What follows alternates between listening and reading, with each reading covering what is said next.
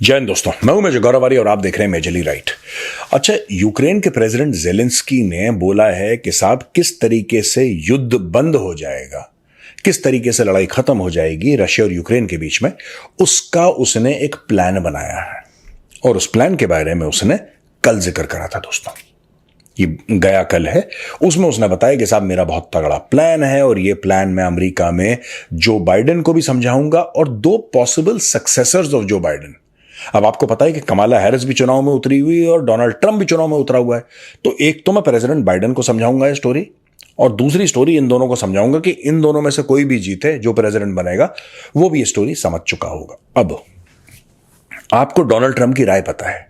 Donald Trump ये कह रहा है कि जो अमेरिका पैसे दे रही है यूक्रेन को लड़ने के लिए, अमेरिका क्यों दे रही है? कह रहे हैं हमारे लोगों के पैसे हैं, हम लोग टैक्स वसूलते हैं अमेरिकन से, जो मेहनत मजदूरी करते हैं अमेरिकन या कंपनियों में काम करते हैं, बिजनेस चलाते हैं, उनसे हम टैक्स लेते हैं।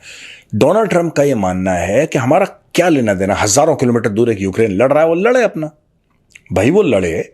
आपको कुछ मदद करनी है, डिप्लोमेटिक मदद करनी है, आप करिए, लेकिन अरबों डॉलर कहीं ना कहीं डोनाल्ड ट्रंप ठीक कह रहा है दोस्तों। इसलिए ठीक कह रहा है क्योंकि अमेरिका का जो इंफ्रास्ट्रक्चर बना है वो 50-60 साल पहले का है, राइट। उसका बेड़ा गर्क हो गया है। अमेरिकन रोड्स पे गड्ढे, उनके एयरपोर्ट बर्बाद, उनका ये बर्बाद वो बर्बाद। तो बहुत अमेरिका में पैसे की रिक्वायरमेंट है, ट्रिलियंस ऑफ डॉलर्स की, बिलियंस नहीं, ट्रिलियंस की रिक्वायरमेंट है। लेकिन अगर आप अफगानिस्तान जाके वही $2 ट्रिलियन आपने वहां पर निपटा दिए, इससे आपका देश का कायाकल्प हो सकता था।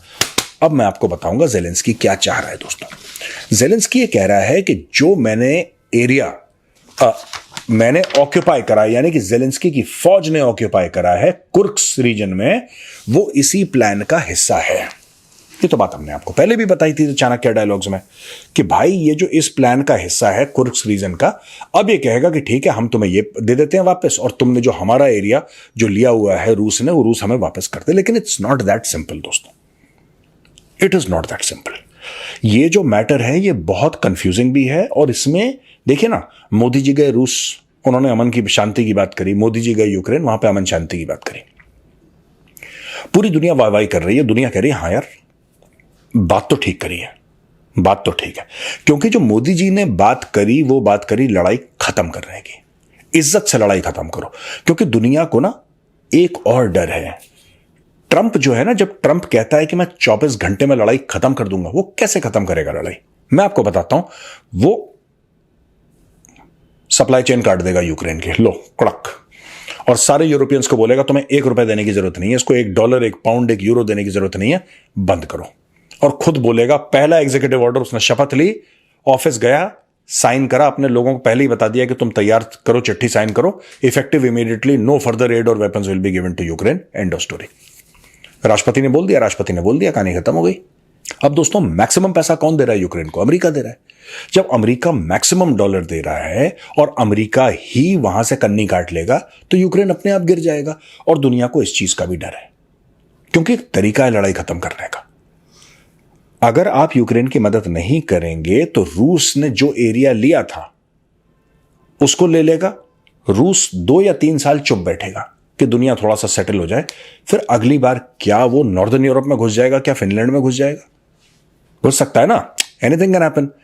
इसीलिए बहुत जरूरी है दोस्तों, इसीलिए इट्स वेरी इंपॉर्टेंट कि रूस को भी समझाया जाए, यूक्रेन को भी समझाया जाए। अब जेलेंस्की बोल क्या रहा है? जेलेंस्की कह रहा है कि साहब मेरे प्लान के 3 हिस्से हैं। ये भाई है जो जेलेंस्की अपना, इसके प्लान के 3 हिस्से हैं। ये कह रहा है कि strengthening Ukraine's global security role. अब इसका क्या मतलब है? Nobody knows, God forbid. आपका ग्लोबल सिक्योरिटी रोल क्या हो सकता है? आपके पास तो खुद के हथियार नहीं है, खुद के पैसे नहीं है, मांग के आप लड़ाई लड़ रहे हो। जब आप मांग के लड़ाई लड़ रहे हो, या तो आपके पास हथियार नहीं हो लेकिन पैसे हो, कि साहब हमने अमेरिका को $100 अरब का चेक पकड़ा दिया कि लाओ हथियार, कस्टमर बन गए। आप कस्टमर भी नहीं है, आप तो पैसे मांग रहे हो, आप तो हथियार मांग रहे हो, मांगे के हथियारों से लड़ रहे हो। और इसके दिमाग में है यूक्रेन का ग्लोबल सिक्योरिटी रोल, कि यूक्रेन का एक ग्लोबल सिक्योरिटी रोल रहे। ठीक है, कोई बात नहीं। Diplomatic pressure on Russia, and the war with dialogue. ठीक है जी, and the war with dialogue. यही तो मोदी जी कर रहे थे, लेकिन आपको अच्छा नहीं लगा। आपको डायलॉग करना पड़ेगा। अगर आप रूस के साथ चाहते हैं लड़ाई बंद हो, आपको रूस से बात तो करनी पड़ेगी। रूस से कोई बात करने को राजी नहीं है, सबने अपनी ईगो प्रॉब्लम बना ली। ठीक है, मेरी आपसे लड़ाई है और कोई तीसरा बंदा आ रहा है हम दोनों के बीच में बचाव करने के लिए और लड़ाई खत्म करने के लिए, कॉम्प्रोमाइज करवाने के लिए, तो हमें दोनों को कम से कम उस बंदे से बात करनी पड़ेगी या कम से कम आपस में बैठ के बात करनी पड़ेगी। वो बंदा सेटिंग करेगा कि इस न्यूट्रल वेन्यू में आओ और न्यूट्रल वेन्यू में आके तुम दोनों अपनी लड़ाई खत्म करो। कुछ तो स्टोरी सुनानी पड़ेगी ना आपको। आप ऐसा तो नहीं कह सकते कि नहीं उससे बोलो लड़ाई खत्म करे, जब वो लड़ाई खत्म करेगा तब मैं उससे बात करूंगा। अबे बेवकूफ के बच्चे, एक बार लड़ाई खत्म हो गई फिर तू उससे क्या बात करेगा और वो तुझसे क्या बात करेगा? बात ही तो लड़ाई की है, इसके अलावा कौन सी बात है? इसके अलावा कौन सी बात है? लेकिन दोस्तों यही बात है जो मैंने पहले बोली थी। मुझे नहीं लगता कि दोनों देश अभी इस वक्त इस मूड में है कि लड़ाई खत्म हो। रूस ने बोल दिया कि बकवास कर रहा है ये। अच्छा, रूस ने क्या बोला ये मैं आपको बाद में आके बताऊंगा। 2 पॉइंट मैंने आपको बताए ज़ेलेंस्की के। पहला मैंने आपको पॉइंट बताया यूक्रेन का ग्लोबल सिक्योरिटी रोल बताया मैंने आपको, putting diplomatic pressure on Russia बताया। अब ये कह रहा है इकोनॉमिक स्ट्रेटजी। इसमें ज़ेलेंस्की ने कुछ डिटेल्स प्रोवाइड नहीं करी, लेकिन इकोनॉमिक स्ट्रेटजी ये होगी, हो सकती है जो मैं गेस कर रहा हूं, कि रूस को आप और तगड़े सैंक्शंस यूज के ऊपर डालो और जो भी इसमें न्यूट्रल। देखिए मैं बता रहा हूं आपको, ज़ेलेंस्की एक बहुत खतरनाक रास्ते पे, रूस तो खतरनाक रास्ते पे निकला ही है। This Zelensky is a megalomaniac. ठीक है, ये भी थोड़ा सा दिमाग से पैदल है, थोड़ा सा हिला हुआ है। इसको ऐसा लगता है कि जो देश यूक्रेन के साथ नहीं खड़े वो यूक्रेन के खिलाफ है। आप समझ रहे हैं? He does not want peace, he wants to win the war, he wants to break Russia. 2 चीजें होती हैं कि ठीक है साहब हम लड़ रहे हैं क्योंकि हमारी मजबूरी है और हम चाहते हैं कि लड़ाई खत्म हो जाए, और इसके लिए थोड़ा बहुत हम भी कॉम्प्रोमाइज करेंगे अगर दूसरी पार्टी यानी कि रशिया कॉम्प्रोमाइज करे। अगर दोनों बराबर का कॉम्प्रोमाइज करें, हाथ मिलाते हैं, लड़ाई खत्म करते हैं। एक तो ये रवैया है। दूसरा रवैया कि नहीं, लड़ाई तभी खत्म होगी जब रूस हार जाएगा, रूस जलील हो जाएगा, रूस बेइज्जत और रुसवा हो जाएगा और तुम मुझे पैसे दो और मैं लड़ूंगा और मैं रूस को हराऊंगा। एक तो ये स्ट्रैटेजी है। ये स्ट्रैटेजी ज़ेलेंस्की की है जो कि फेल होने वाली है। रूस ने बोल दिया ऐसे वैसे एग्रीमेंट ये करता रहे, अपने प्लान बताता रहे, हम इसको सीरियसली नहीं लेते, हम तो लड़ेंगे। रशिया कह रहा है कि भाई हम तो लड़ेंगे। ज़ेलेंस्की कमला हैरिस को प्लान दिखाए, ट्रंप को प्लान दिखाए, जो बाइडेन को प्लान दिखाए, सानू की, हम तो लड़ेंगे। अच्छा, रूस ऐसा क्यों कह रहा है? क्योंकि रूस को भी पता है कि इसके प्लान सारे के सारे फ्रॉड हैं। दोस्तों एक बार मैं बता रहा हूं, अगर ज़ेलेंस्की ये बोल दे कि ठीक है आप यूक्रेन की सिक्योरिटी की गारंटी लो, यूक्रेन नेटो ज्वाइन नहीं करेगा, मैं आपको बता रहा हूं 60-70% टेम्परेचर वैसे ही कम हो जाएंगे। अगर यूक्रेन की पार्लियामेंट ये गारंटी दे दे, शामिल ज़ेलेंस्की ऑफ कोर्स, जाहिर सी बात है, ये गारंटी दे दे कि साहब we will not join NATO. Russia की लड़ाई का औचित्य जो पूरी दुनिया के सामने है आज की तारीख में, तो लोग कह सकते हैं ना, रूस कह सकता है कि भाई ये नेटो ज्वाइन करने की बात कर रहा है इसलिए तो हमने अटैक करा है।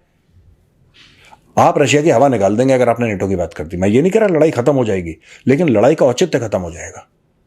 The justification for war will end as far as Russia is concerned, because here is a guy who is saying I will not join NATO. यार you just sign a peace treaty with me. Russia and Ukraine sign a peace treaty. आप हमें invade नहीं करोगे, हम आपके अंदर नहीं घुसेंगे, आप खुद मुख्तार मुल्क हो, हम खुद मुख्तार हैं, you are sovereign we are sovereign, बस कहानी खत्म हो गई। पर ज़ेलेंस्की ऐसा करेगा नहीं। क्यों नहीं करेगा ज़ेलेंस्की? नोट आ रहे हैं भाई, यही बात मैंने पहले भी बोली थी, ये 2-4 दिन पहले मैंने बात बोली थी, ये तो अब आया है ज़ेलेंस्की का स्टेटमेंट। ज़ेलेंस्की लड़ाई नहीं खत्म करने वाला।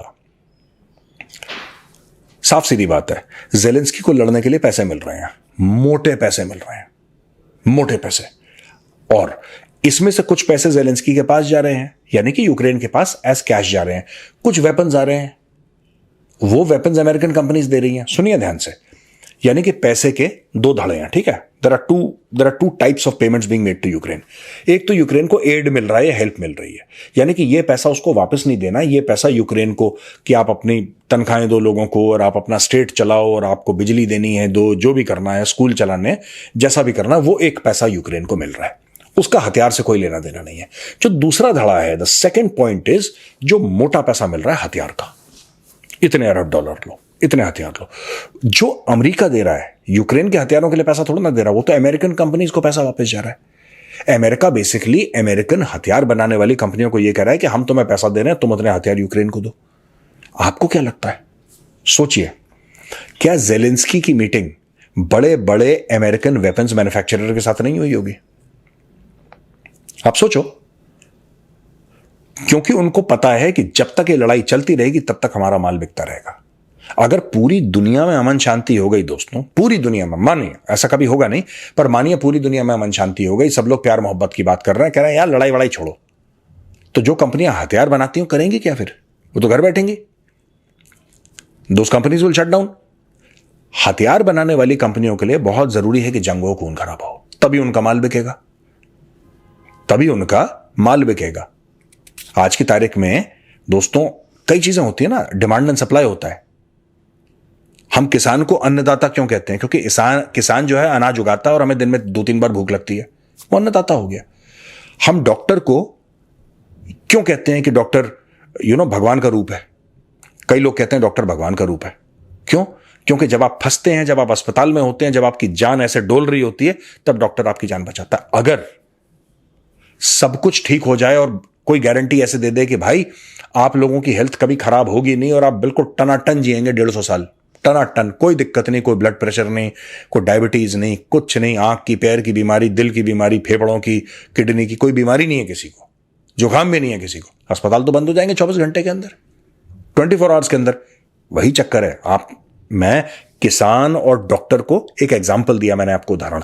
आज की तारीख में अमेरिकन कंपनीज हैं, आपको क्या लगता है क्या वो जेलेंस्की के साथ वो टच में नहीं है कि सर आप चिंता मत करो, हम आपको हथियार सप्लाई करवाते रहेंगे, आप बस हमें पेमेंट दिलवाते रहो और आप वहां पे लड़ते रहो? क्या ये पॉसिबल है? मैं ये नहीं कह रहा, मैं किसी पे लांछन नहीं लगा रहा, मैं ये नहीं कह रहा जेलेंस्की चोर है, वो ऑलरेडी अमेरिकन कह चुके हैं जेलेंस्की चोर है, मैं अपने मुंह से नहीं कह रहा। लेकिन मैं सिर्फ ये कह रहा हूं कि अगर कोई अमेरिकन कंपनी है जिसको 20 अरब का कॉन्ट्रैक्ट मिले यूक्रेन को हथियार सप्लाई करने के लिए, 20 अरब डॉलर का कॉन्ट्रैक्ट मिले, क्या वो 20 अरब में से 1-8 अरब जेलेंस्की को नहीं दे देगा? सिर्फ ये बोलने के लिए कि भाई तुम लड़ाई शुरू रखो, बस पैसा हम कमाते रहेंगे अमेरिकन टैक्स पर, तुम लड़ाई शुरू रखो। क्या ये गेम नहीं हो सकता? यही मैं आपको समझाने की कोशिश कर रहा हूं दोस्तों कि मोदी जी ने कोशिश करी है, दिल से कोशिश करी है, जेन्युइन कोशिश करी है, जेन्युइन एकदम बिल्कुल। चाहे वो रशिया गए पुतिन से मिलने के लिए, चाहे यूक्रेन गए जेलेंस्की से मिलने के लिए, उनकी कोशिश जेन्युइन थी। लेकिन क्या जेलेंस्की चाहता है युद्ध खत्म हो? क्या पुतिन चाहता है युद्ध खत्म हो? जब तक ये दोनों नहीं चाहेंगे, युद्ध कैसे खत्म हो सकता है? सोचिएगा जरा और कमेंट्स में लिखिएगा।